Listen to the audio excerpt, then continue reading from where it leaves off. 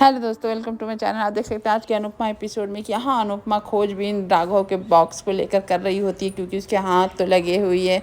एक सबूत जो कि वो समझ में नहीं आता ये कि यहाँ पर वो किसका फ़ोटो है या राघव की वाइफ है कि कौन है, कंफर्म नहीं है। यहाँ पर बेचारा इशिता को लेकर अंश बहुत दुखी है, तो उसको सपोर्ट कर रही होती है, संभाल रही होती है। प्रार्थना प्रार्थना यहाँ फ़ोन लगा कर उसको समझाती है कि जो हुआ चलो ठीक हुआ, अब सब कुछ सही हो जाएगा। तभी इन दोनों का इतनी प्यार भरी बातें देख कर आ जाता है गौतम। गौतम आकर यहाँ पर प्रार्थना के साथ एकदम से मिसबिहेव करता है, उसको इंसल्ट करता, साथ में अंश को भी करता है कि दोनों आधी रात को वीडियो कॉल पर दोनों क्या बात कर रहे हो, इस तरह से तुम उन लोगों को गंदी गंदी बातें भी करता है। जो कि अंश भी गुस्सा हो जाता है कि इस तरह से कैसे बोल सकते हो, लेकिन वो बोलता ही है बेचारा अंश। और किसी को बोल भी नहीं पा रहा है कि किसी को बोलेंगे तो कोई गलत ही समझेगा, सही नहीं समझेगा। जैसे कि हम लोग को भी लग रहा है कि प्रार्थना और अंश का तो कुछ गड़बड़ तो होने वाला है, कल की जोड़ी यही बनने वाली है। और यहाँ पर प्रार्थना पर अत्याचार करता है, मारता है, पीटता है गौतम, जो कि कहीं से भी सही नहीं है यहाँ पर।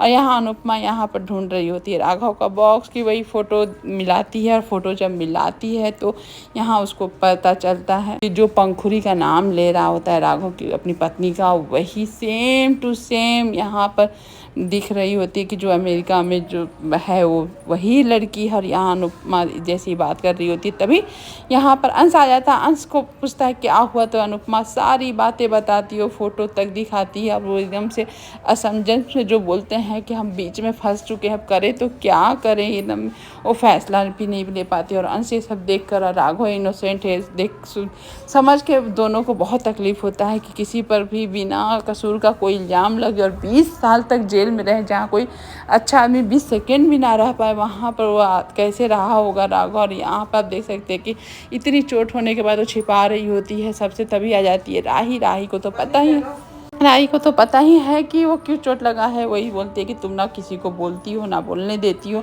ये कोई सही नहीं है जो तुम कर रही होती। तभी आ जाता है वहाँ गौतम बोलता है तुम दोनों भाई बहन मेरी वाइफ को भड़काने का काम जो कर रहे हो मत करो, और तुम लोग के चलते हमारा घर यानी कि मेरा रिलेशन तुम ख़राब कर रही होती। यहाँ पर भाई का नाम सुनकर बोल रही होती है राही कि भाई का मतलब, तो यहाँ बताता है कि दोनों बात करते हैं वीडियो कॉल पर आधी रात को। यहाँ पर सुनकर राही बोलती है तुम्हें अपनी वाइफ का इज्जत का परवाह हो चाहे ना हो, लेकिन मेरा अंश और मेरे भाई का इज्जत की परवाह, तो आज के बाद मेरे भाई का तो नाम लेना भी मत। इस तरह से वो वहाँ पर गौतम को सुनाती है।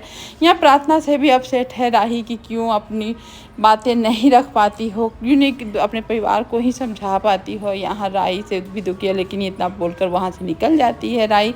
इस तरह से यहाँ देख सकते हैं कि अनुपमा तो और अंश को तो शौक लगा है, लेकिन अंश बोलता है कि अब आप अगर राघव का अगर आप साथ देंगी तो आप अपनी बेटी यानी राही का ससुराल वाले और राही के खिलाफ हो जाएंगी। आप क्या करेंगी, कैसे करेंगी। अनुपमा बीच में ऐसी फंसी हुई है कि वो चाह के भी समझ में नहीं आ रहा उसको कि किस तरह से वो राघव का साथ दे ना दे। यहाँ अंश उसको मना करता है कि आप ऐसा काम नहीं कीजिएगा, आप नहीं राघव का साथ दीजिएगा, उसको जो करना है करे, जो जैसे केस लड़ना है लड़े, लेकिन आप नहीं साथ देंगे। यहाँ अनुपमा सच्चाई की साथ ना दे, अब उसको यहाँ बेटी का घर बसाए या सच्चाई का साथ दे, उसको समझ में नहीं आता। यहाँ देख सकते हैं कि इशिता को इतने बड़े जंजाल से बचाने के बाद सारे घर वाले उसको सपोर्ट करते हैं, अच्छी सुबह का शुरुआत करते हैं, सेलिब्रेट करते हैं, जो कि बहुत अच्छा लगा ये देख कर कि अगर कोई बच्चा भटक जाए, अपना ही परिवार मिलकर उसको सही राह पे ले आए, तो उस बच्चे को भी अपने परिवार की कीमत होती है और परिवार को भी वही सुकून मिलता है। यहाँ पर सुकून तो देख ही सकते हैं। यहाँ पर चाह रही होती है इशिता कि अब वो भी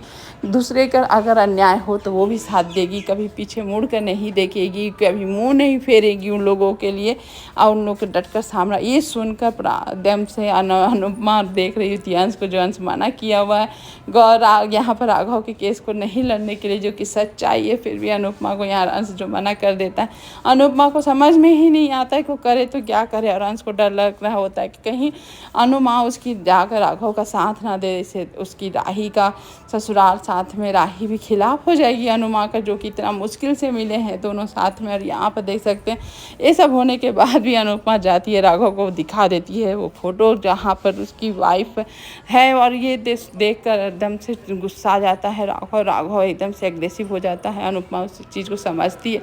राघव बोल रहा था देख लीजिए पंखुरी किस तरह से जिंदा है, लोगों ने वसुंधरा और तीनों मिलकर, अनिल, वसुंधरा और पराग मिलकर जिस तरह से मुझे फंसाया था, और यहाँ पर उस तरह से इन लोगों को सज़ा मिलनी चाहिए। साथ में वो अनिल का उतना दोषी नहीं मान रहा इस तरह से, लेकिन वो यहाँ पर पराग, वसुंधरा और पंखुड़ी को दोषी मानता है। पंखुड़ी झूठ मूठ का सुसाइड नोट लिख कर चली गई थी, उसको बॉडी नहीं मिली थी, लेकिन मुझे जेल की सज़ा इन लोगों ने दिला दिया था।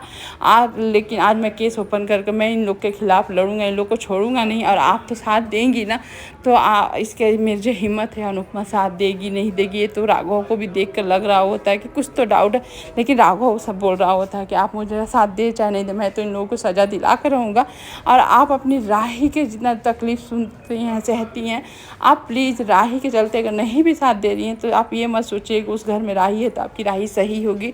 आपको राही पर ज़्यादा एक्स्ट्रा ध्यान देना होगा। इस तरह से वो बोलता है। यहाँ देख सकते हैं कि कोठारी हाउस में यहाँ सब बैठकर सभी परिवार एक साथ मिलकर नाश्ता कर रहे होते हैं, यहाँ पर सब बातें कर रहे होते हैं, और उसका क्रेडिट मिलता है राही को कि राही के चलते आज हमारा परिवार सब एक साथ हो चुका है। प्रेम भी खुश है अपनी माँ से मिलकर कि आज मेरी माँ मुझे जो चाहिए था मिल गया है। और उसी तरह से राही और प्रेम यहाँ पर समझा रहे होते हैं आर्यन को कि तुम क्यों इतना गुस्सा करते हो, माँ मिल गई है तो माँ का प्यार को ये समझो, और साथ में भाई हो तुम मेरा, तो अब गुस्सा मत करो। यहाँ पर वसुंधरा भी समझा रही होती है कि तुम नहीं खुश रहोगे तो सारा परिवार तुम्हारे चलते दुखी रहेगा। यहाँ आर्यन देख सकते हैं कि एक हरियाली आंसू जो होते हैं वो बहा रहा होता है, क्योंकि उसको पराग और सारे घर वाले के सामने सही और सच्चा भोला भाला बनना है। बेचारा प्रेम उस आंसू के में पिघल जाता है और आता है, उसको आर्यन को गले लगाता है, समझाता है छोटा भाई को बड़े भाई होने के पद पर। और यहाँ पर उस चीज़ को आर्यन फ़ायदा उठाता है और वो भी आंसुओं से अपने भाई के गले लगता है, और इस तरह से वो अपने दुख को जताता है, और जो कि यहाँ प्रेम समझाता है। लेकिन यहाँ देख सकते हैं कि किस तरह से वो गेम खेल रहा होता है आर्यन, क्योंकि उसको जायदाद में हिस्सा चाहिए। लालच तो भरा हुआ है, कूट कूट कर गौतम के तरह ये भी बना हुआ आर्यन यहाँ अपनी माँ से मुंह फेर कर तो निकल जाता है। बेचारी ख्याति अपने दूसरे बेटे से नहीं मिल पाती है यहाँ पर, लेकिन हौसला देने के लिए प्रेम और राही रहते हैं। बोलते हैं आज नहीं तो कल वो भी आपके पास आ जाएगा, तो इतना चिंता ना करें। और यहाँ पर देख सकते हैं कि इतनी खुशियाँ हैं कि बेचारा पराग दोनों बेटे के मुंह में मीठा डाल रहा है, दोनों को गले लगा रहा, दोनों को प्यार बरसा रहा।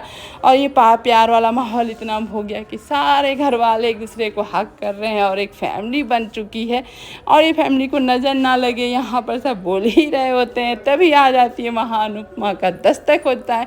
अनुपमा वही फ़ोटो लेके आती है। अनुपमा के तो दिल में अपने ही बहुत सवाल चल रहे होते हैं कि आज बेटी क्या समझेगी, उसके ससुराल वाले क्या समझे, लेकिन वो सच्चाई का साथ ना दे। ऐसा हो सकता है, कभी नहीं हो सकता। वही फ़ोटो लेकर तो वसुंधरा के पास आ गई। वसुंधरा अनुपमा को देख कर थोड़ी तो समझ ही गई होगी, डर भी लग रहा होता है, लेकिन यहाँ अनुपमा को भी कम डर नहीं लग रहा, तो बहुत हिम्मत लेकर आई है अपने बेटी के ससुराल लड़ने के लिए। अब आगे के एपिसोड में देखने में बहुत मज़ा आएगा। Thank you for watching, bye bye.